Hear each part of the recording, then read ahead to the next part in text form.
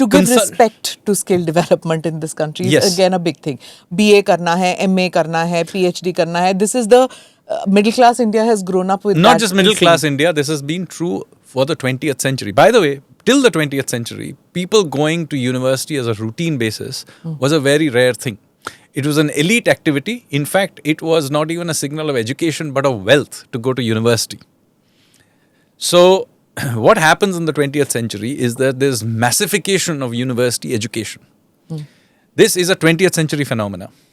Now what you're seeing is technology is making the lecture-based university irrelevant, right?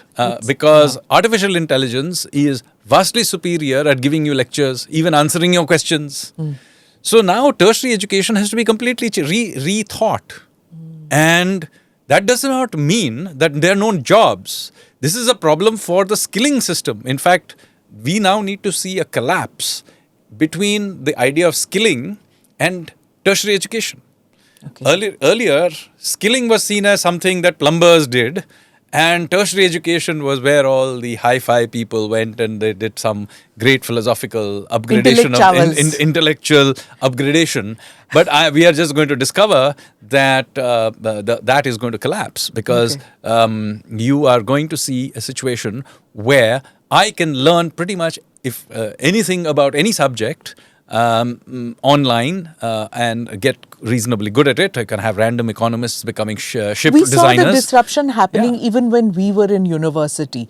The coaching centers which were coming about. Yes. That disruption had begun. Yes. So, for example, what NIIT did more for creating Indian software sector than all the other degree walas combined. It was just about beginning. I remember when we were getting into college and all that if you didn't get into IIT, then you get into REC. If you don't get into REC, then you got into NIIT, and then it became the NIIT people were doing it on the side. I mean, many people may be doing an English degree and doing NIIT in the evenings. On the side, but then slowly So this will become the standard because at any age you can learn you will need to learn new skills all the time.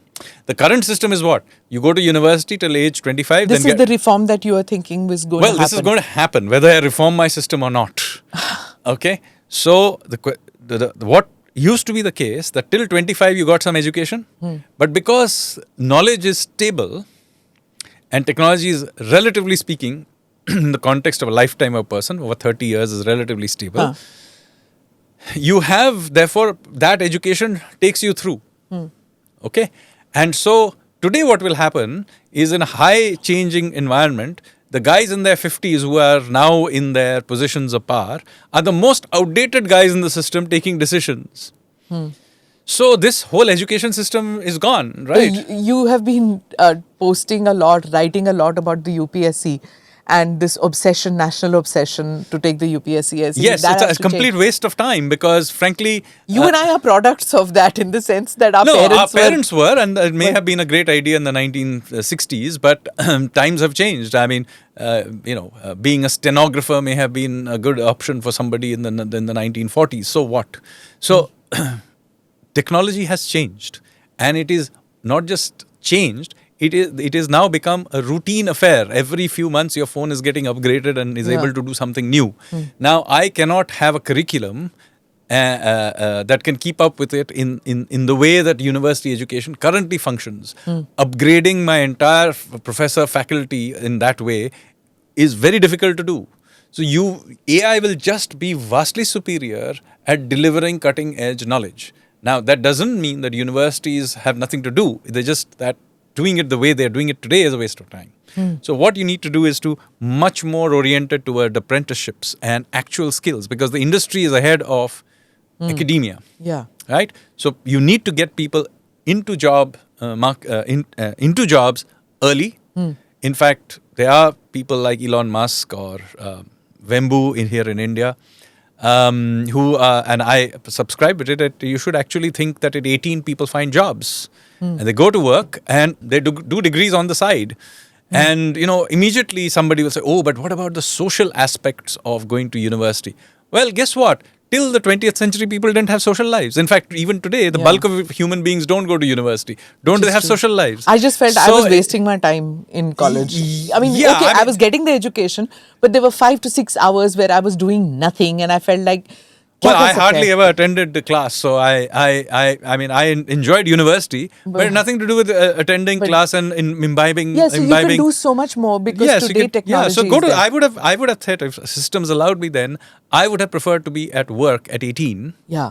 And do my classes online and take exams. And yes, you can for practicals. For example, if you want to learn surgery, you still have to go and learn it. Correct. Or whatever.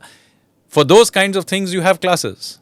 So different models, different right? models different need to modules also. Yeah. So this universalization, which the BJP gets attacked for, that you want to universalize and you want to make one model for the entire country for everything, including education. Now, but that can be then, you see, it can be free and open.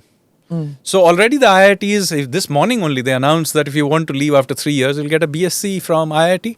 And I think IIT Madras or somebody has just issued this. I think it's great. And I think this should be allowed. So there are many things in the new NEP that allow for this freedom. The problem is it also includes in it outdated ideas like 4-year university degrees. Why do you need to go to university for 4 years? If I can do 3 degrees in 1 year, that's my problem. It's going to cause disruption in many ways, and that disruption is good, you feel. Absolutely right? good. Yeah. We need to embrace it. Artificial intelligence needs to be embraced. And will it cause a great deal of disruption? Yes, it will. But those of us who imbibe it fast will be able to use it as a tool to upgrade ourselves. After all, what is technology? Technology is basically something that allows a low-skill person to do a high-skill job. Okay? So now somebody with lower skills can do things that would have required a lot of training and education earlier. So it would have taken you a long time to reach the level of knowledge of a top-end lawyer. Today, AI can make a 18-year-old with a high school degree be able to get to at least some part of the journey. Now you may still need some, at the margin, non-codified knowledge of a lawyer will still be needed. But 80% can be done. Sanjeev, you are an economist, you're an academician, but you're also sitting in bureaucracy. You're sitting with the bureaucrats around there formulating policy. Do you see them adapting to this new world?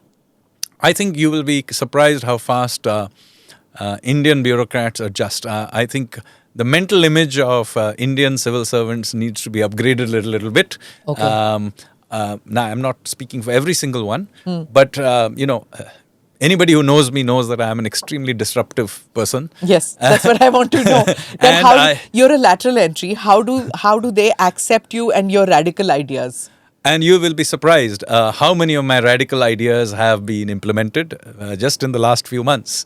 And so you will be also surprised to know that there are several fairly radical civil servants in the system. Like, for example, you have Mr. Rajiv Gauba, who's been given the job of doing the reforms. He's now in Niti Aayog, but former cabinet secretary.